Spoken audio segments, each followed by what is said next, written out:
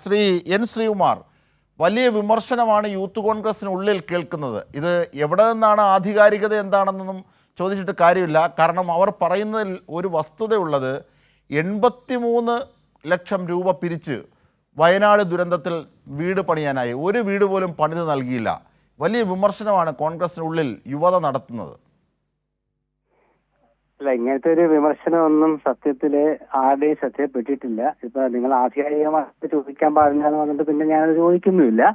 പക്ഷെ യൂത്ത് ഒരു മാധ്യമപ്രവർത്തകൻ കൂടിയാണല്ലോ താങ്കൾ, അതുകൊണ്ടാണ് ഞാൻ അത് പറഞ്ഞു തുടങ്ങിയത്. യൂത്ത് കോൺഗ്രസിനെ കുറിച്ച് കുറെ കാലമായിട്ട് ഈ എതിർ ക്യാമ്പുകളിൽ, അതായത് യൂത്ത് കോൺഗ്രസിന് എതിരായിട്ടുള്ള രാഷ്ട്രീയ പ്രസ്ഥാനങ്ങളുടെ ക്യാമ്പുകളിലൊക്കെ യൂത്ത് കോൺഗ്രസിന്റെ ആ ഒരു വളർച്ചയും ഇതൊരു ചെറിയ അസൂയ കാണുമായിരിക്കും. കാരണം അവരുടെ നേതാക്കളൊക്കെ MLA-മാരാവുകയാണ്, പൊതുസമൂഹം അംഗീകരിക്കുകയാണ്, MP ആവുകയാണ്. അപ്പൊ അങ്ങനത്തെ ഒരു അവസ്ഥയിൽ ഒരുപാട് വിമർശനം വരുന്നുണ്ട്. അതിന്റെ ഭാഗമായിട്ട് മാത്രമേ ഇതുള്ളൂ. പിന്നെ എല്ലാ സംഘടനയിലുമുള്ള ചില തർക്കങ്ങളും അതുപോലെ തന്നെ ചില ആക്ഷേപങ്ങളും ആരോപണങ്ങളും ഒക്കെ യൂത്ത് കോൺഗ്രസിൽ ഉണ്ടാവും. കാരണം എല്ലാവരും ഒരുപോലെ അല്ലല്ലോ ചിന്തിക്കുക. അപ്പൊ ഈ ഫണ്ട് വെട്ടിപ്പ് എന്നൊക്കെ പറഞ്ഞ് ചുമ്മാ പറയണത്, കാരണം അങ്ങനെയൊന്നും വെട്ടിക്കാൻ പറ്റില്ല. കാരണം ഒരു യൂത്ത് കോൺഗ്രസ് നേതാവ് പെട്ടെന്ന് ഒരു റെസിറ്റ് അടിച്ച് പിരിക്കാൻ പറ്റില്ല. അതിന്റെ ജില്ലാ കമ്മിറ്റി ഉണ്ട്.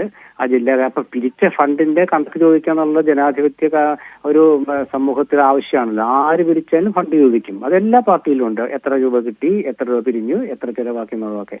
അത് യൂത്ത് കോൺഗ്രസിൽ നടക്കുന്നില്ല. അല്ലാണ്ട് വേറെ പ്രശ്നമൊന്നും യൂത്ത് കോൺഗ്രസിലില്ല.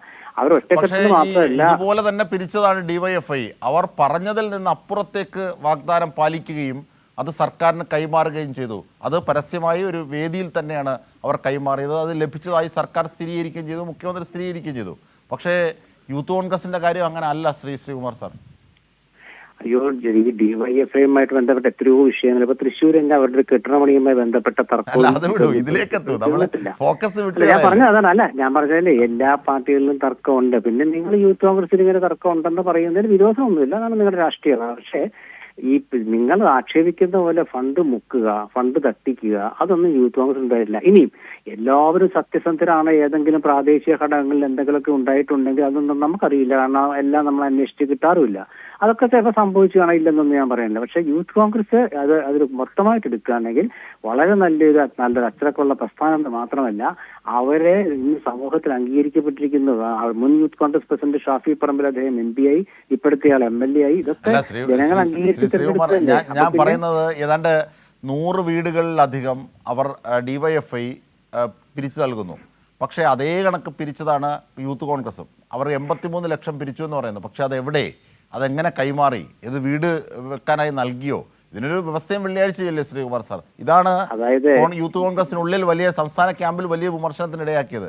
പിന്നീട് അത് മാത്രമല്ല, ആലപ്പുഴയിൽ തന്നെ ഒരു രാഹുൽ മാങ്കൂട്ടത്തിലിൻ്റെ സമരവുമായി ബന്ധപ്പെട്ട് പോലീസ് മർദ്ദനമേറ്റ് വീണ ഒരു സഹപ്രവർത്തകയ്ക്ക് വേണ്ടി പിരിച്ച ഫണ്ടും കാണുന്നില്ല. അവർ തന്നെ പരസ്യമായി രംഗത്തെത്തി.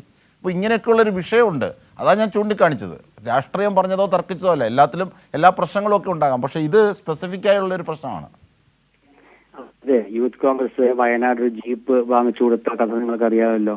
അതുപോലെ തന്നെ ഈ ഫണ്ട് പിരിക്കാന്ന് വെച്ചാൽ ഫണ്ട് ചെലവാക്കുന്നതിൽ കണക്കില്ലാണ്ടിരിക്കില്ലല്ലോ. നിങ്ങൾ എന്തേ പറയുന്നത്? ഒരു യൂത്ത് കോൺഗ്രസ് അല്ലെങ്കിൽ തന്നെ യൂത്ത് കോൺഗ്രസ് നമ്മളൊക്കെ വിചാരിക്കുന്ന പോലെ ഒരുപാട് നേതാക്കളും അവർക്ക് അവരുടേതായ ബന്ധങ്ങളും ഗ്രൂപ്പുകളും മറ്റേ നേതൃബന്ധങ്ങളും ഒക്കെ ഉണ്ടല്ലോ. അപ്പൊ ഒരാൾ തെറ്റിയത് അടുത്താൾ കണ്ടെത്തും. അത് ഇതുവരെ അങ്ങനെ സംഭവിച്ചിട്ടില്ല. പിന്നെ എന്തെങ്കിലുമൊക്കെ ഇങ്ങനെ മറ്റേ വായുവിൽ കാണുന്ന ആരോപണങ്ങൾ ആർക്കും ഉന്നയിക്കാമല്ലോ. അതിന് നമ്മൾ മറുപടി പറയുന്നത് ശരിയുമല്ല. പക്ഷെ യൂത്ത് കോൺഗ്രസിനെ സംബന്ധിച്ചുള്ള കൃത്യമായ ഫണ്ട് പിരിച്ചാൽ ആ ഫണ്ടിന്റെ കണക്കുണ്ട്, ഓഡിറ്റിംഗിന്റെ. നിങ്ങൾ വിചാരിക്കുന്നത് അല്ല അജിഷാദ്. നമ്മൾ ഈ നാട്ടിൽ ഇപ്പോഴും പഴയ കാലത്തെ പോലൊന്നും അല്ല സംഘടന. സ്വന്തം പാർട്ടിയിലെ ആള് തെറ്റിയത് അത് പരസ്യമായിട്ട് വിളിച്ചു പറയും. അല്ലെങ്കിൽ ആ ആളെ തിരിച്ചറിയുന്ന വിധത്തിലുള്ള സൂചന നൽകി വിളിച്ചു പറയും. അപ്പൊ യൂത്ത് കോൺഗ്രസിൽ ഇല്ലെന്നൊന്നും ഞാൻ പറയുന്നില്ല. ഞാൻ പറഞ്ഞില്ല പ്രാദേശികമായിട്ട് എന്തെങ്കിലും പ്രശ്നങ്ങളൊക്കെ ഉണ്ടെന്നിരിക്കാം. പക്ഷെ ആസ് എ ഹോൾ യൂത്ത് കോൺഗ്രസിനെതിരെ പ്രാദേശികമായ പ്രശ്നമല്ല. കാരണം അവരുടെ പ്രമേയങ്ങളിലൊക്കെ, അവരുടെ പ്രവർത്തന റിപ്പോർട്ടിലൊക്കെ പ്രതിഫലിച്ചു എന്നാണ് അറിയാനാകുന്നത്.